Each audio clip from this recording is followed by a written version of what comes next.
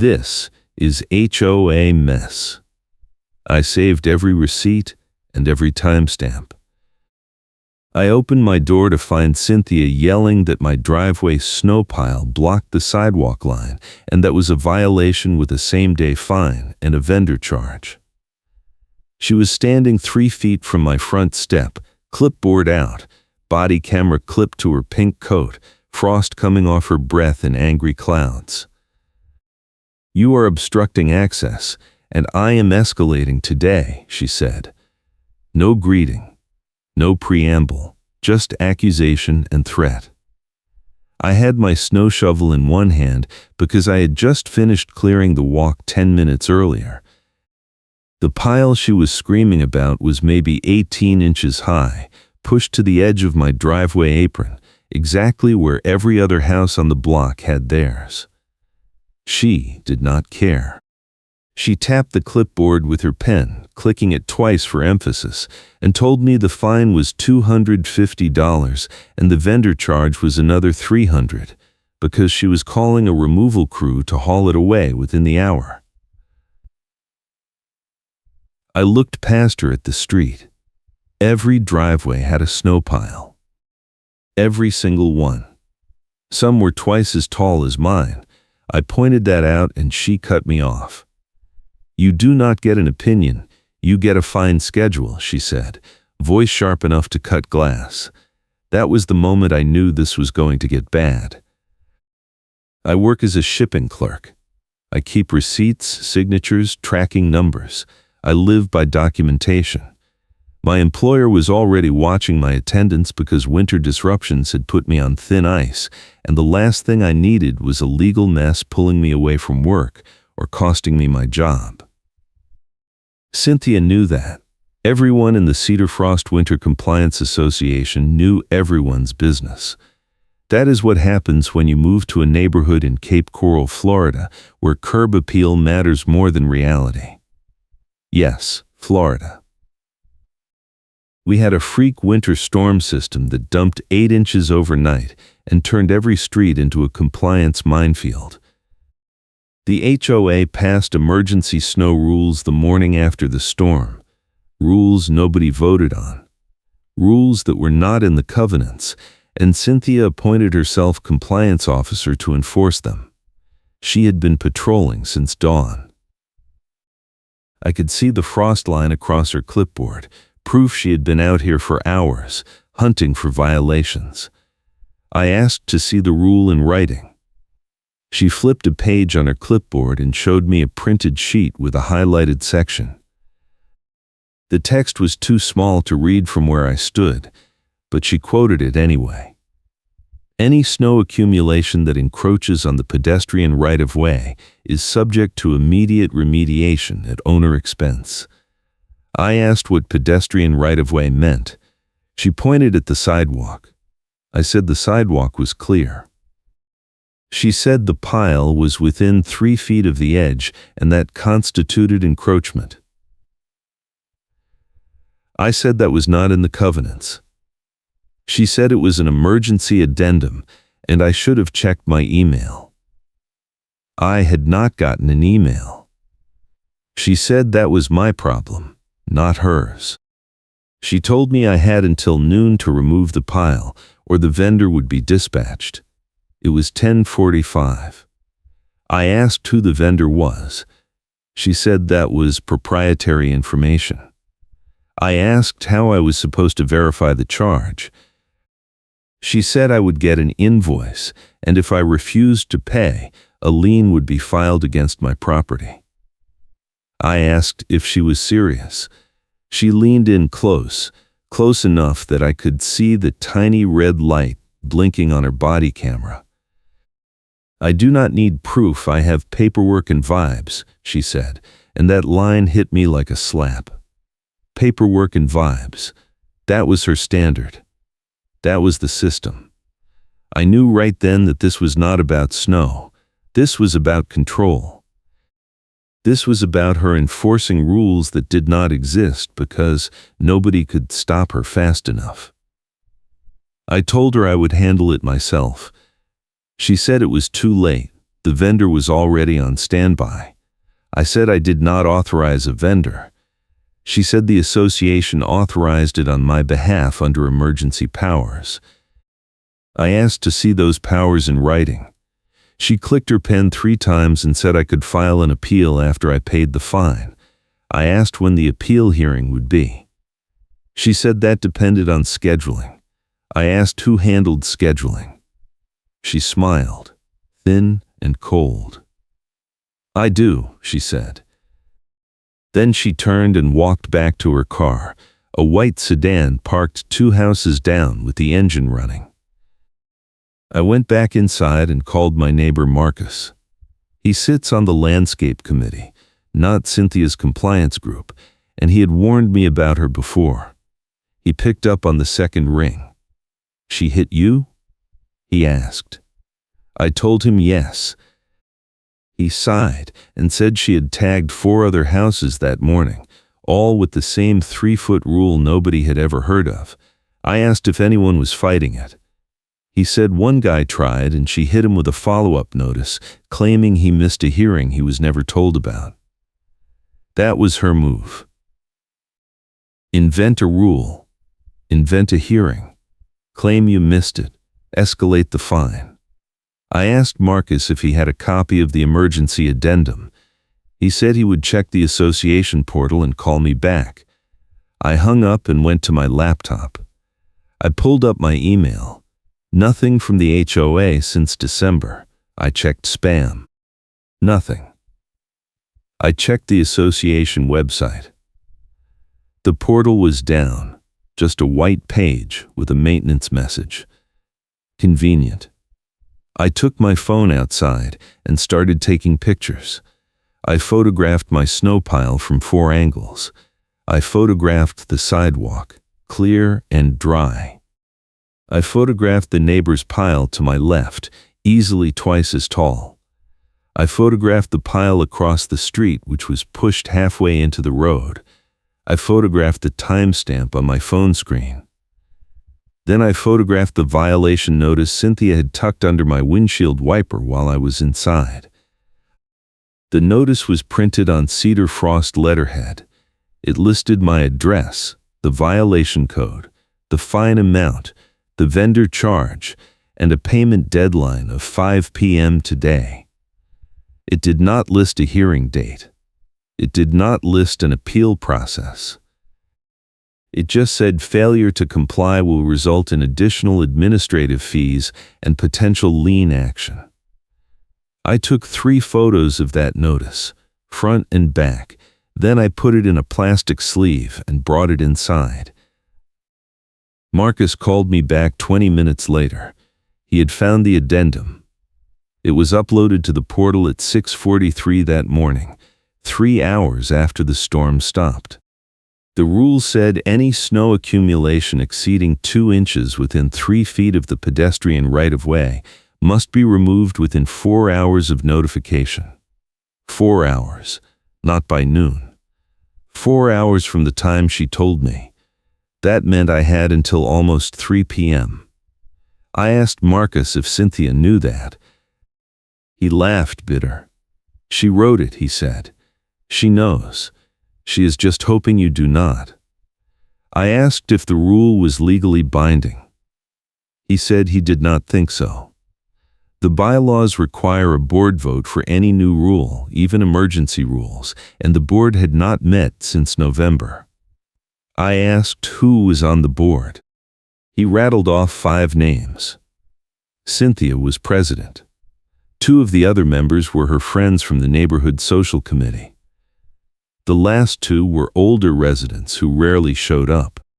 Marcus said the vote was probably done over email, if it was done at all, and even if it was, the rule was not filed with the county like it was supposed to be. I asked if that mattered. He said it might if I wanted to fight it in court, but most people just paid because it was not worth the time. I told him I was not paying. He went quiet for a second. Then he said, "Be careful. She has gotten people towed. She has filed liens. She does not bluff." I said I was not bluffing either. At 11:30, a truck pulled up. It was not a snow removal truck. It was a flatbed tow truck. I watched from my front window as the driver got out, walked up my driveway, and took a photo of my car. Then he walked over to the snow pile and took another photo. Then he went back to his truck and made a call. I grabbed my coat and went outside. I asked what he was doing. He said he was contracted by the Cedar Frost Winter Compliance Association to document non-compliance and prepare for asset removal if necessary. Asset removal. That meant towing my car. I asked on what grounds. He shrugged and said he just followed the work order. I asked to see the work order. He showed me his phone. It was an email from Cynthia with my address, my license plate, and instructions to stand by for possible tow authorization at noon if the violation was not remedied. I told him the violation was remedied. He looked at the pile and said it was still there. I said I had 4 hours from notification and it had only been 90 minutes. He said he did not make the rules. I asked if he was really going to tow my car over a snow pile. He said he would do whatever the work order said. Then he got back in his truck and sat there. Engine running. Waiting. I went back inside and called the non-emergency police line. I explained the situation. The dispatcher said it sounded like a civil matter, and unless there was an immediate threat or a crime in progress, they could not intervene. I asked if filing a fraudulent lien was a crime. She said I would have to talk to a lawyer. I hung up and called Marcus again. He did not pick up. I texted him. No response. I was on my own. At 11:55, Cynthia came back. She parked behind the tow truck and got out with her clipboard. She walked up to my door and knocked 3 hard raps. I opened it. She smiled. "Your time is up," she said. I said I had 4 hours from notification. She said the notification was posted at 6:43 a.m. when the rule went live. I said that was not notification, that was publication. Notification required personal contact. She clicked her pen and said I was splitting hairs. I said I was following the rule as written. She said the rule gave her discretion to interpret compliance. I asked where that discretion was written. She did not answer. She just turned to the tow truck driver and waved him forward. He got out and started unloading a wheel dolly. I stepped outside and stood between him and my car. Cynthia told me to move. I said no. She said I was obstructing official business. I said she was trespassing. She laughed and said the HOA had easement rights to enforce violations. I asked to see those rights in writing. She said they were in the covenants. I said I had read the covenants and there was no such clause. She said I must have missed it. I said prove it. She turned to the driver and told him to proceed. He looked uncomfortable. I looked at him and said, "If you tow my car without legal authority, I will file a police report and sue you personally." He stopped. Cynthia went red. She stepped closer, close enough that her body camera was right in my face. "You do not get to threaten vendors," she said. "You do not get to ignore the rules. You do not get an opinion. You get a fine schedule." That was the second time she said it. I made a mental note. The driver put the dolly back on the truck and said he was not getting involved in a dispute. Cynthia yelled at him. He shrugged and drove off. She turned back to me, furious. "You just cost yourself another $500, she said. Obstruction of compliance enforcement. I said that was not a real thing. She said it was now. She wrote something on her clipboard, tore off a page, and slapped it against my chest. I caught it before it fell. It was another notice, handwritten this time, listing a new violation code and a new fine. I asked if she was seriously just making this up as she went. She said emergency powers allowed for adaptive enforcement. I said that sounded like something she invented. She said I could appeal. I asked when. She said she would let me know. Then she walked back to her car, got in, and sat there staring at me through the windshield. I stared back. After a minute, she pulled out her phone and made a call. I could not hear what she said, but I could see her mouth moving fast, angry. Then she hung up, started her car, and drove off. I went inside and sat at my kitchen table, hands shaking. Not from fear, from rage. This was insane. This was targeted harassment dressed up as rule enforcement. I pulled out my phone and started Googling HOA dispute lawyers in Cape Coral. Most of them had consult fees I could not afford. One firm offered a free 15-minute call. I dialed. A paralegal answered. I gave her the short version. She put me on hold. 2 minutes later, an attorney picked up. He listened to the whole story without interrupting. When I finished, he sighed. "This is a shakedown," he said. "The good news is she has no legal standing. The bad news is she can make your life hell until you prove that in court." He said I could file a complaint with the Florida Department of Business and Professional Regulation, but that would take months. He said I could file in small claims court for harassment and improper fines, but I would need documentation. I told him I had photos, emails, notices, everything.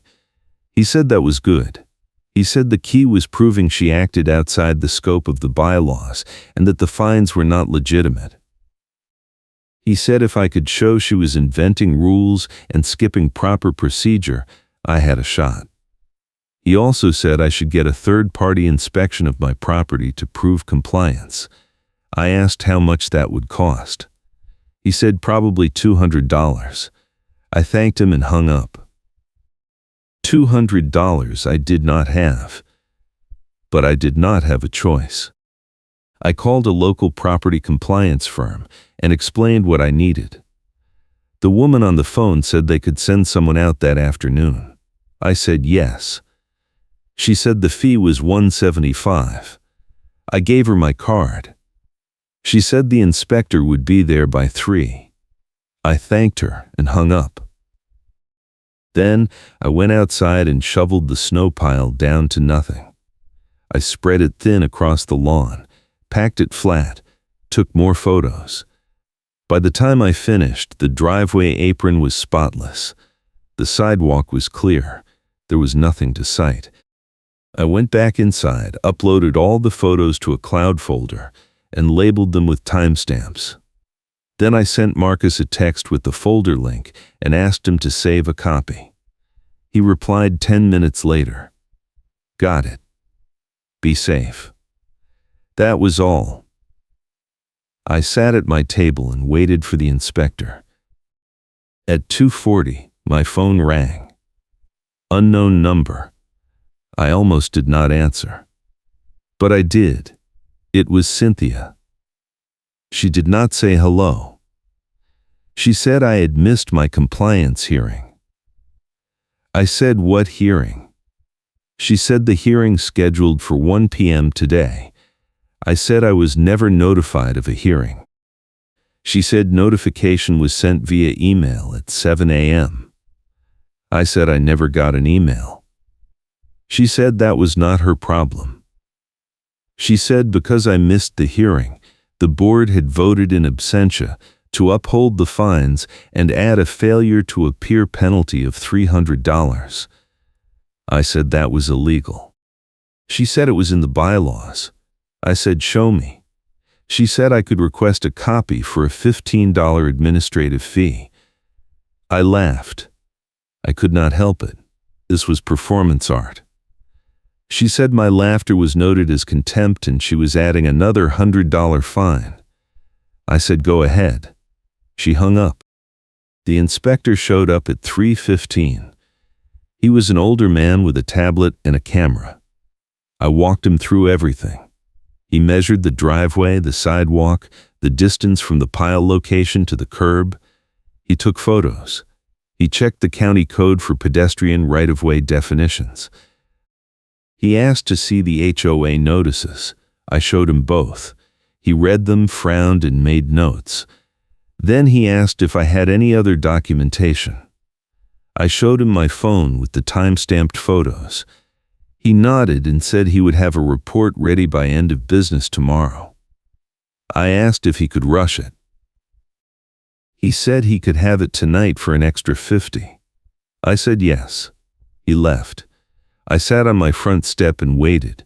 A neighbor across the street, a woman in her 60s who was shoveling her own driveway, stopped and waved. I waved back. She walked over. "You got hit too?" she asked. I said yes. She shook her head. "She is out of control," the neighbor said. 3 people on this street got fined today. Nobody knows where the rules came from. One guy paid just to make it stop.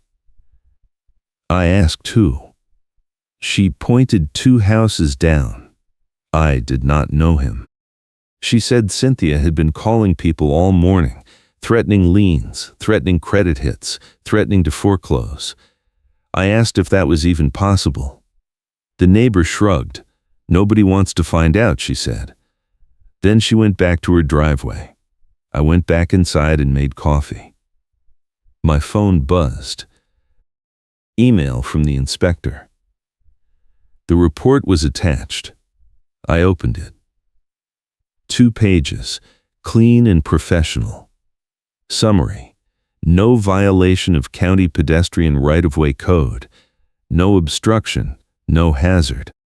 The snow pile was within legal limits, and the removal was completed within the time frame allowed by the HOA's own posted rule. Recommendation: dispute all fines and fees. I saved 3 copies. I forwarded one to Marcus. I printed one. I kept one in the cloud. Then I drafted an email to the HOA board. I attached the report. I laid out the timeline. I cited the bylaws. I demanded the fines be rescinded, and I requested a formal hearing with full board attendance. I hit send. Then I made dinner and tried to pretend this was not happening. The next morning, I got a certified letter. It was from a law office in Tampa. The letter said I was being sued by the Cedar Frost Winter Compliance Association for unpaid fines, obstruction of compliance enforcement, and breach of covenant obligations. Total claim damages, $2,300 plus legal fees. The letter said I had 20 days to respond or a default judgment would be entered. I read it 3 times. My hands were shaking again. This was not a bluff. This was a frivolous small claims filing meant to force me into a snow day courthouse and make me fold under pressure. I called the attorney I had spoken to before. He picked up. I told him about the lawsuit. He asked me to email him the letter and the inspector's report. I did. He called me back 10 minutes later. "This is harassment," he said. "The claims are baseless. You have documentation that contradicts every point. But here is the problem. If you do not respond, they win by default. If you do respond, you are spending time and money fighting something that should never have been filed. That is the game. They are betting you will settle." I asked what I should do. He said file a counterclaim for harassment, abusive process, and emotional distress. He said include the inspector's report, the photos, the emails, and a declaration from me laying out the timeline. He said request attorney fees and court costs. He said make it expensive for them. I asked if he could represent me. He said yes, but his retainer was $1,500 up front. I did not have $1,500. He heard the silence.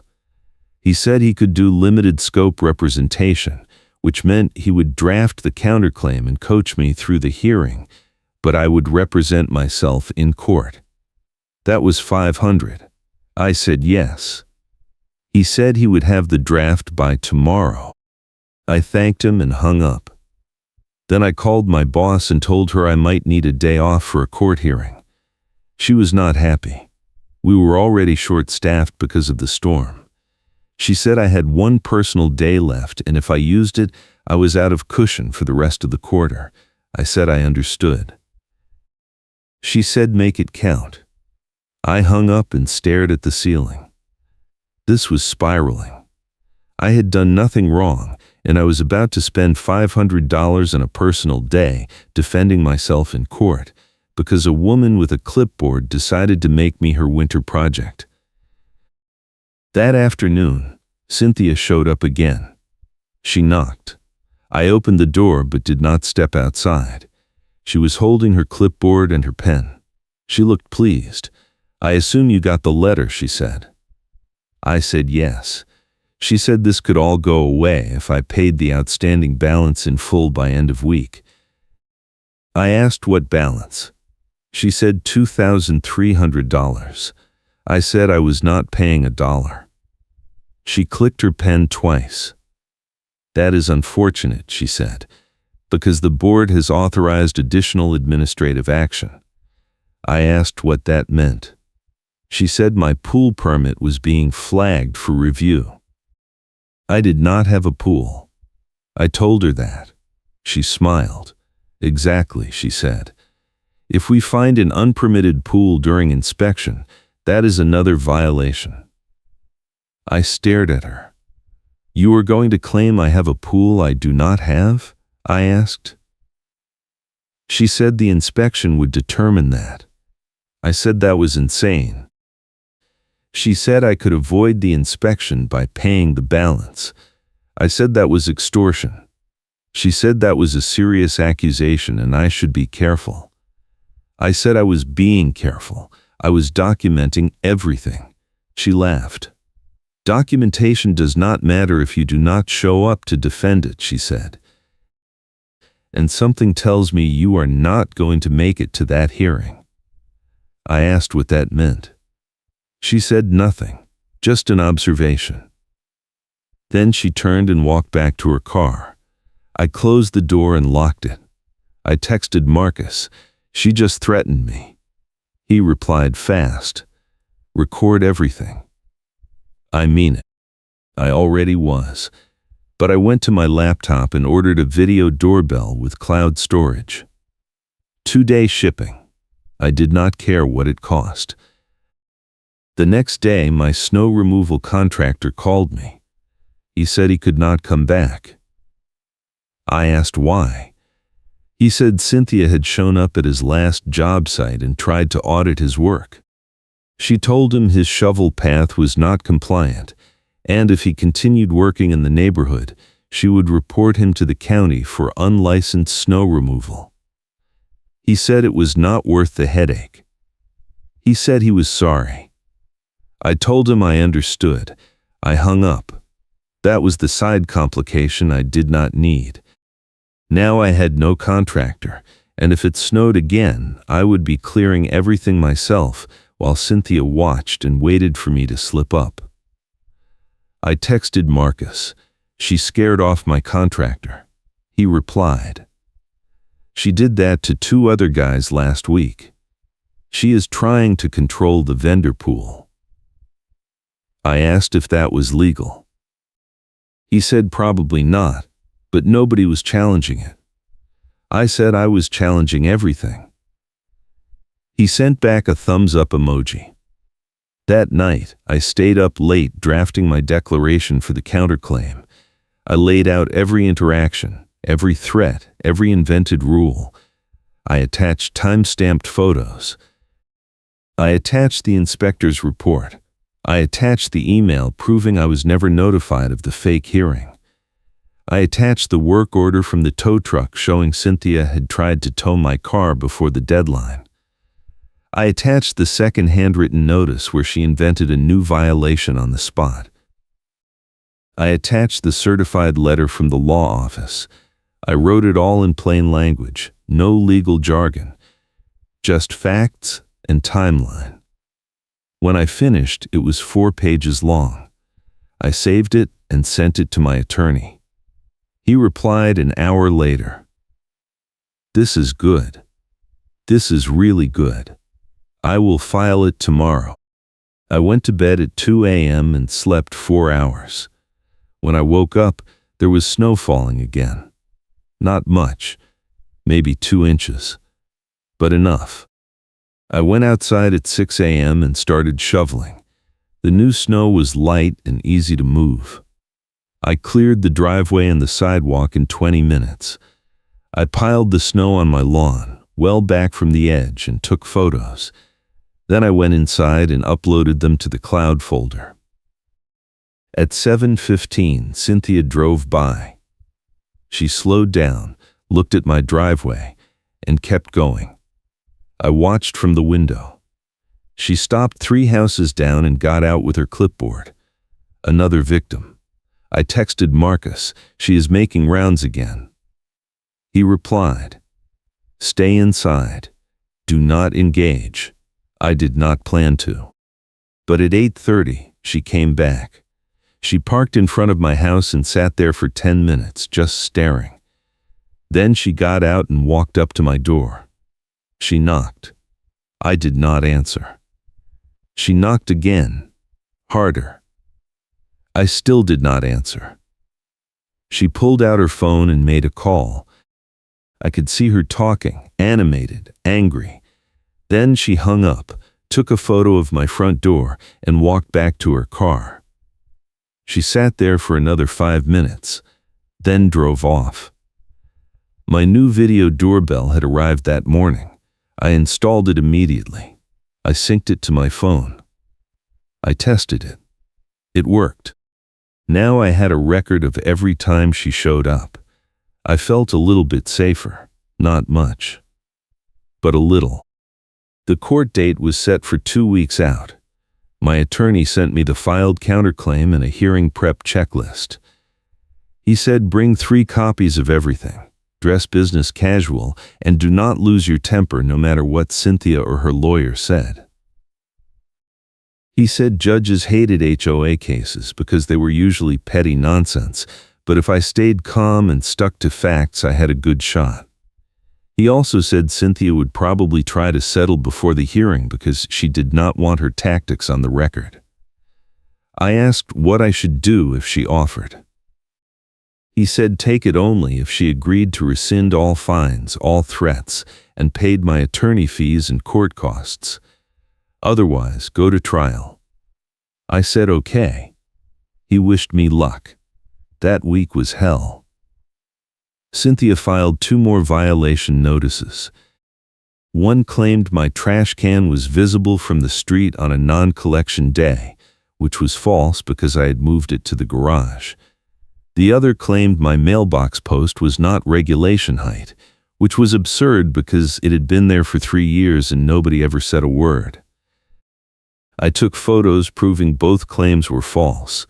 I added them to my cloud folder. I forwarded them to my attorney. He added them to the counterclaim as evidence of ongoing harassment.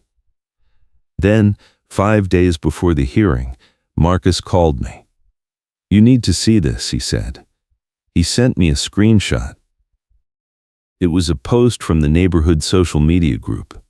Cynthia had written a long message accusing me of threatening her, refusing to comply with basic safety rules, and creating a hostile environment for HOA volunteers. She said she feared for her safety and was considering a restraining order. The post had 12 comments, all supportive of her. I felt sick. She was poisoning the well. She was turning the neighborhood against me before I even got to court. I called my attorney. He said screenshot everything and do not respond. He said anything I said could be used against me. He said let her dig her own hole. I did not like it, but I listened. If you are enjoying this story and want to hear how I finally take her down in court, Hit that like button and subscribe for more real-life HOA battles where the receipts win every time. 2 days before the hearing, my attorney called. Cynthia's lawyer had reached out. They wanted to settle. I asked what the offer was. He said they would drop the lawsuit if I paid $200 and signed a form agreeing to comply with all future HOA rules without dispute. I said no. He said that was the right call. He said it was a trap. Signing that form would waive my right to challenge anything going forward. I said we were going to court. He said good. The next day, I printed everything. 3 copies of the inspector's report, 3 copies of my declaration, 3 copies of the photo timeline, 3 copies of the violation notices, 3 copies of the emails, 3 copies of the doorbell video stills showing Cynthia at my door when I did not answer. I put each set in a binder with tabs. I labeled them. I packed them in a bag. I laid out my clothes. I set 3 alarms. I did not sleep that night. I just lay there, staring at the ceiling, running through what I was going to say. At 5 a.m., I gave up and made coffee. At 7, I got dressed. At 8, I drove to the courthouse. The courthouse was packed. Small claims hearings were scheduled every 15 minutes. I checked in at the clerk's window. She gave me a number and told me to wait. I sat in the hallway with my bag of binders. Cynthia showed up 20 minutes later with her lawyer, a man in his 50s in a gray suit. They did not look at me. They checked in and sat on the opposite side of the hall. Cynthia had her clipboard. She was clicking her pen. I stared at her. She did not look back. At 9:30, a bailiff called our case. We followed him into a small hearing room. The judge was a woman in her 40s with reading glasses and a tired expression. She looked at the file, looked at us, and sighed. Another HOA case, she said. Let us make this quick. Cynthia's lawyer stood up and started talking.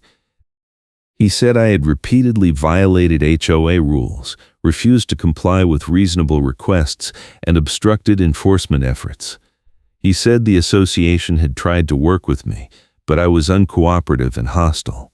He said the fines were legitimate and the lawsuit was a last resort. He sat down. The judge looked at me. Your turn, she said. I stood up. I said I had never violated any rule. I said the rules Cynthia enforced did not exist in the bylaws and were invented on the spot. I said I had documentation proving every claim. I handed the judge one of my binders. She opened it. She flipped through the photos, the timeline, the inspector's report. She stopped at the violation notices. She read them. She looked at Cynthia. These notices are handwritten, she said. Where is the official documentation? Cynthia's lawyer stood up and said the handwritten notices were temporary field citations pending formal processing. The judge asked when formal processing happened. He said he would have to check. The judge said, I will wait. He opened his briefcase and shuffled papers. He could not find anything. The judge closed my binder. So you issued fines without formal documentation, she said. Cynthia stood up. We were acting under emergency powers, she said. The judge asked to see those powers. Cynthia said they were in the bylaws. The judge asked which section. Cynthia said she did not have the bylaws with her. The judge looked at her lawyer. Do you have the bylaws? She asked. He said no. The judge frowned. You are suing for $2,000 and you do not have the governing documents? She asked. Cynthia's lawyer said they could provide them later. The judge said this hearing is now, not later. I sat down. The judge picked up my binder again and flipped to the section with the doorbell video stills. She looked at the timestamps. She looked at Cynthia. "You were at his residence 3 times in one day?" she asked. Cynthia said she was performing compliance checks. The judge asked if those checks were scheduled. Cynthia said no. The judge asked if the resident was notified in advance. Cynthia said no. The judge looked at me. "Did you feel harassed?" she asked. I said yes. I said Cynthia had shown up unannounced multiple times, tried to tow my car before the deadline, invented new fines on the spot, and filed a lawsuit to intimidate me into paying for violations I did not commit. The judge looked at Cynthia's lawyer. "What do you have to say about that?" she asked. He said HOA enforcement was a difficult job and sometimes mistakes were made, but his client acted in good faith. The judge said good faith does not include making up rules and threatening people. She looked at me. "You filed a counterclaim?" she asked. I said yes. I pulled out another binder and handed it to her. She flipped through it. She stopped at the inspector's report. She read it twice. Then she looked at Cynthia. "You fined him for a violation of pedestrian right-of-way code, but this independent inspection says there was no violation," she said. Cynthia said the inspector was wrong. The judge said the inspector is a certified professional and you are not. Cynthia opened her mouth to argue. The judge held up a hand. "I have heard enough," she said. "The lawsuit is dismissed with prejudice. The counterclaim is granted. The association owes the plaintiff $500 in attorney fees, $175 in inspection costs, and $50 in court filing fees. Total $825. Payment is due within 30 days. If the association files any further action against the plaintiff without documented cause, I will consider sanctions." She banged her gavel. We were done. Cynthia and her lawyer walked out fast. I stayed in my seat for a minute trying to process what just happened. The judge looked at me. "You did good," she said. "Keep your documentation. If she comes after you again, file for a restraining order." I nodded and thanked her. I walked out into the hallway. Cynthia was standing near the exit talking on her phone, furious. I walked past her. She did not look at me. I went to my car and sat there for 5 minutes, hands shaking, not from fear this time, from relief. I had won. I had actually won. I drove home. When I pulled into my driveway, Marcus was standing on his porch. He waved. I got out and walked over. He asked how it went. I told him. He grinned. "That is amazing," he said. "Word is going to spread fast." I asked what he meant. He said 3 other people were planning to fight their fines now that someone had won in court. I said good. He said the board was meeting next week and there was going to be a vote on Cynthia's position. I asked if she might get removed. He said maybe. He said people were tired of her. I thanked him and went inside. I made coffee. I sat at my table and opened my laptop. I drafted an email to the HOA board requesting reimbursement per the court order. I attached a copy of the judgment. I hit send. Then I leaned back and closed my eyes. It was not over. Cynthia was still on the board. She still had her clipboard and her pen. But I had something now. I had proof that her system could be beaten. And that was enough. The next week I got a check in the mail from the Cedar Frost Winter Compliance Association. $825, exactly what the judge ordered. No apology, no note, just a check. I deposited it. That same day, Marcus texted me. "Board meeting tonight. Big agenda. You should come. I asked if it was open to residents. He said yes. I said I would be there. The meeting was at 7 p.m. in the clubhouse. I showed up at 6:55. The room was packed, at least 30 people, more than I had ever seen at a board meeting. I sat in the back. Cynthia was at the front table with the other board members. She looked calm, but I could see the tension in her shoulders. The meeting started. The board president, an older man named Gerald, went through the standard items. Budget report. Maintenance updates. Then he got to new business. He said the board had received multiple complaints about enforcement practices, and there would be a discussion about compliance procedures. Cynthia stood up. She said enforcement was necessary to maintain property values, and that some residents were taking advantage of leniency. She said the winter rules were implemented to protect public safety. She said anyone who refused to comply was putting the entire neighborhood at risk. Gerald asked if she had documentation of those risks. Cynthia said it was common sense. Gerald said common sense was not a legal standard.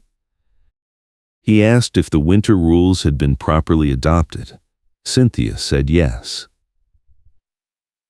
Gerald asked for the meeting minutes showing the vote. Cynthia said she would have to pull them. Gerald said he already pulled them. There were no minutes. There was no vote. The winter rules were never adopted. Cynthia went pale. Gerald said the board had reviewed the court judgment and the inspector's report. He said the evidence showed that enforcement actions were taken without proper authority and without due process. He said the board was suspending all fines issued under the winter rules pending a full review. He said any resident who paid a fine could request a refund. Then he looked at Cynthia. I am also recommending that the board vote to remove you from your position as compliance officer, he said. Cynthia stood up fast, chair scraping. You do not have the votes, she said. Gerald said, we will see. He called for a vote. 3 board members raised their hands in favor. 1 abstained. Cynthia was the only one against. Gerald banged his gavel. Motion carries, he said. You are removed effective immediately. Cynthia grabbed her clipboard and walked out. The room erupted in applause. I stayed in my seat, watching her go. She did not look back. Gerald continued the meeting. He said the board would be forming a new compliance committee with transparent procedures and an appeal process. He said all rules would be reviewed and properly adopted. He said the association was also hiring a neutral third party to mediate disputes.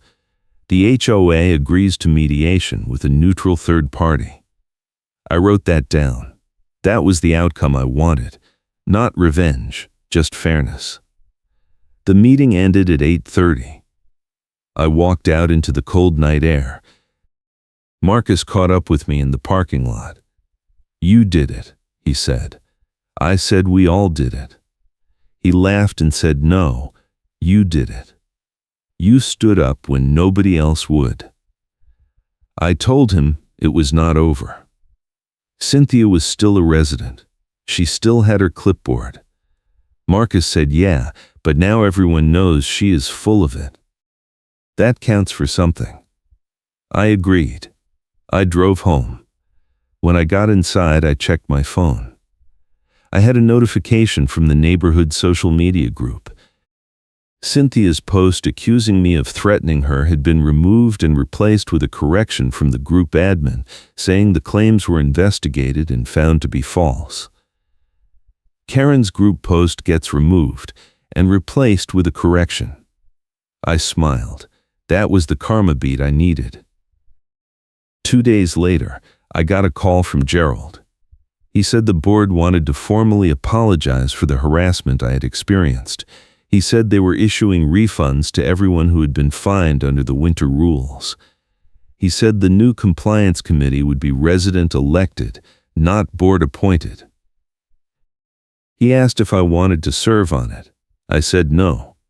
I told him I appreciated the offer, but I was done with HOA drama. He laughed and said he understood.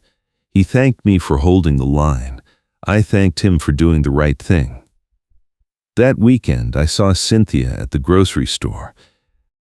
She was in the produce section, holding a clipboard, clicking her pen.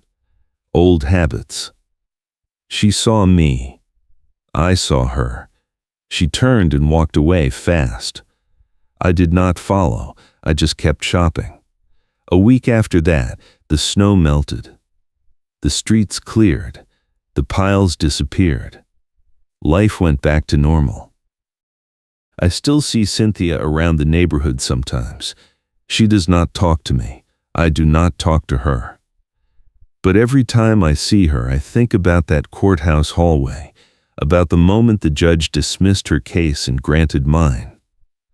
I think about the look on her face when Gerald called the vote. I think about the correction post replacing her lies.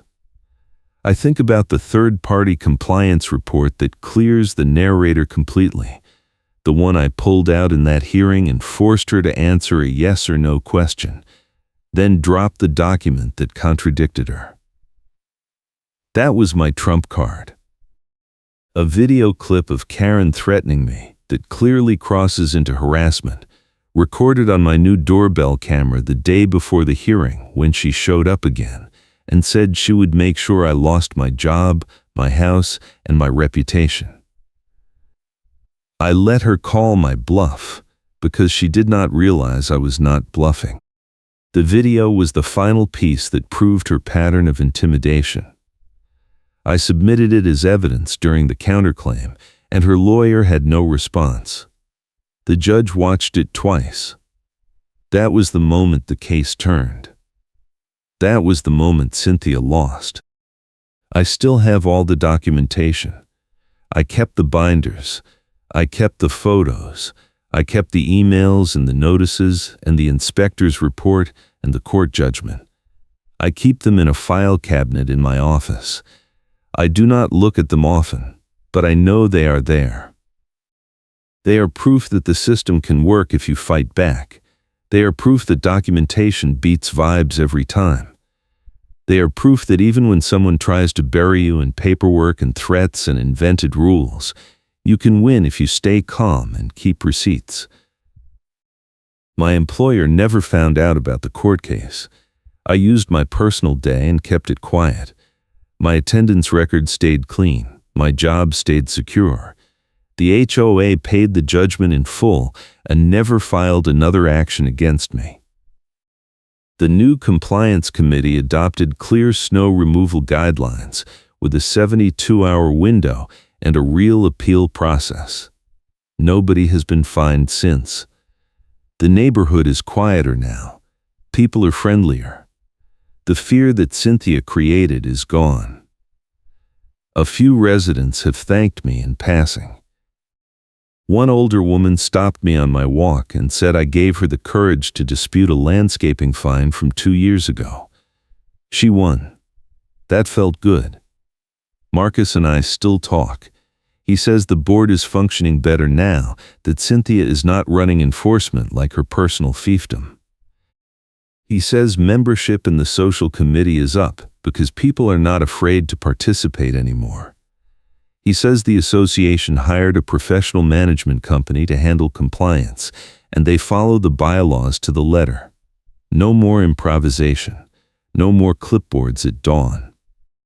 No more paperwork and vibes, just rules, process, and fairness.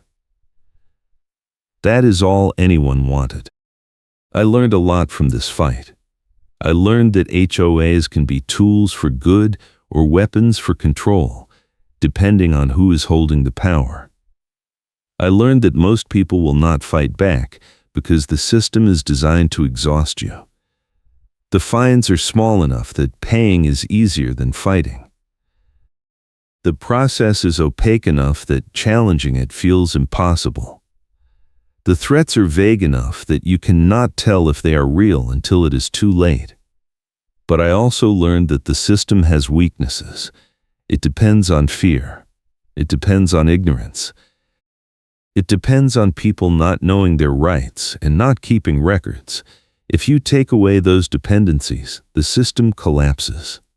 I took away the fear by refusing to fold. I took away the ignorance by reading the bylaws and citing the law. I took away the lack of records by documenting everything from day one. And when Cynthia finally had to defend her actions in front of a judge, she had nothing.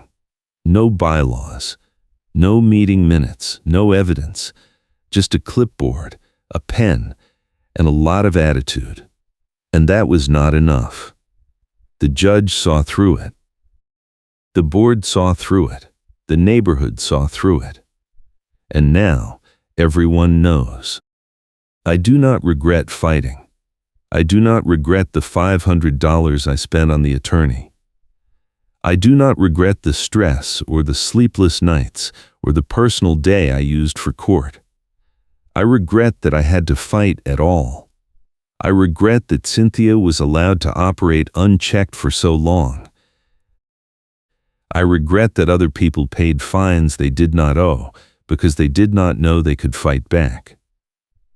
But I do not regret standing up, because if I had not, she would still be out there with her clipboard, clicking her pen, inventing rules, and ruining lives. And that is not a neighborhood I want to live in. So I fought. And I won. And now the neighborhood is better for it. That is enough for me. If you take anything from this story, take this. Document everything. Know your rights. And do not let anyone intimidate you into compliance with rules that do not exist. The bullies count on you folding. Do not fold. Stand your ground. Keep your receipts. And when the moment comes, drop the evidence and watch them crumble. It works. I am proof. I will bring you another one next time.